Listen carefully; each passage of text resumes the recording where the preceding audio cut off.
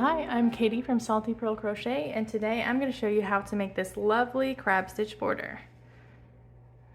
The crab stitch is one of my absolute favorite borders because it is just so easy to make and it really looks super cool. So after you finish off the body of your coaster, you can find the pattern on my blog for free, by the way.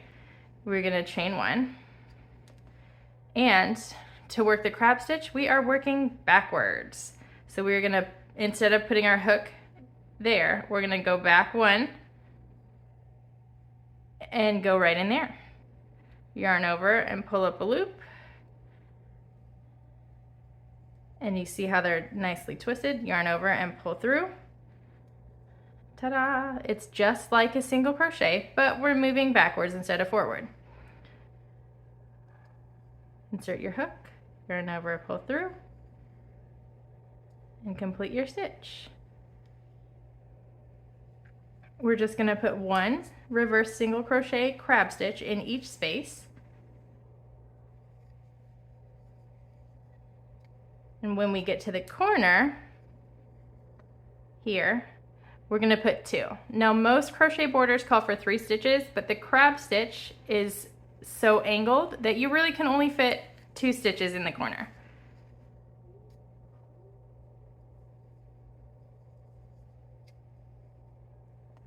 And then just continue around.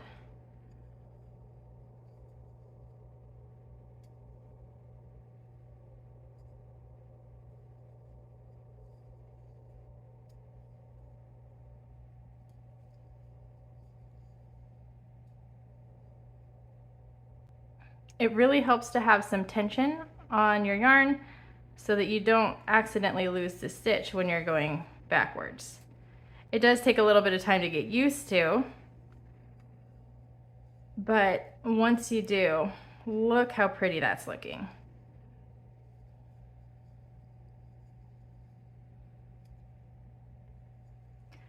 Another thing that helps me out is to keep it a little bit loose, but not too loose, or you will it gets fiddly. But if you pull it too tight, it gets really hard to pull through, and you're more likely to lose that stitch there.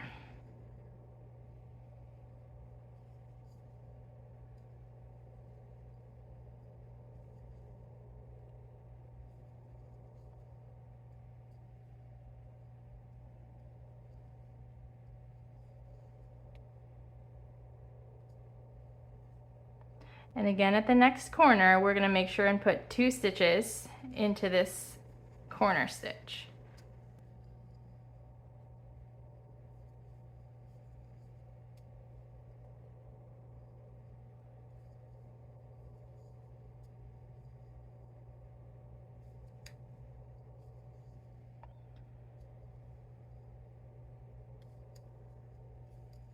And this border is so simple, but it adds such a nice touch for so many different projects.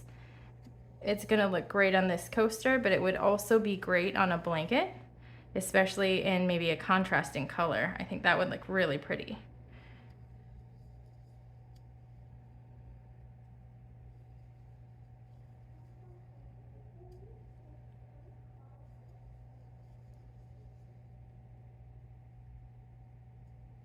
Again, yeah, I'm sneaking up a little tighter, and it just makes it hard to slip through. So try and stay loose if you can. I forgot to stretch my shoulders out before this.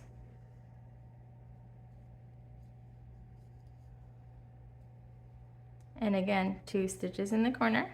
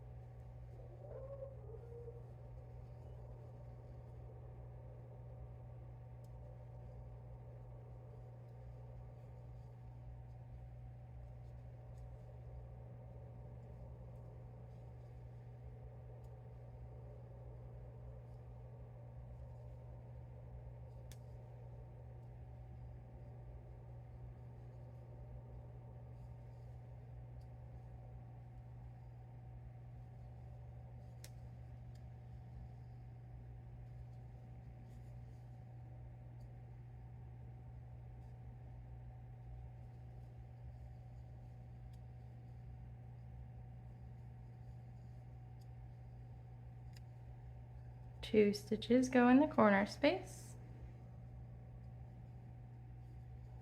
And now we're on the last side.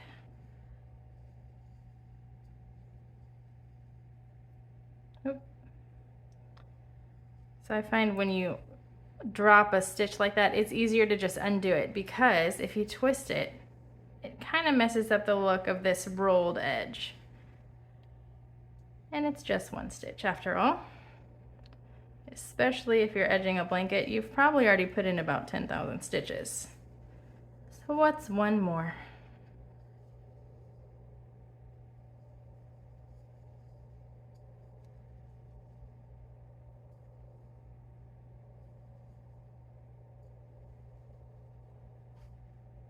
So now we're coming up on the last stitch, and we're gonna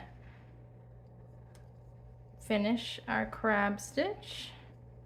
And for this border, it is actually so much easier to just cut your yarn and weave the end in with a needle, because you don't want to mess up the pretty rolled edge. So I'm gonna go and do that.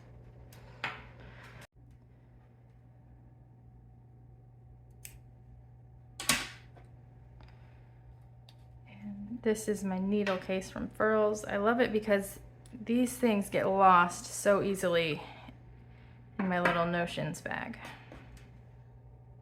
All right, so to weave in your end, we're just gonna pull through and thread the end into a tapestry needle. Then I like to go around behind the work and kind of follow through the front to mimic that rolled edge there. And I'm just gonna go through that spot twice, not splitting the yarn, of course, goodness. And then tuck it through back here.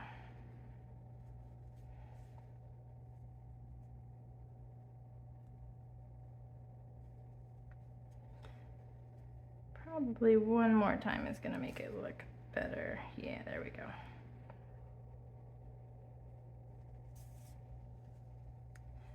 And now that you're finished off, you can weave in your end as normal.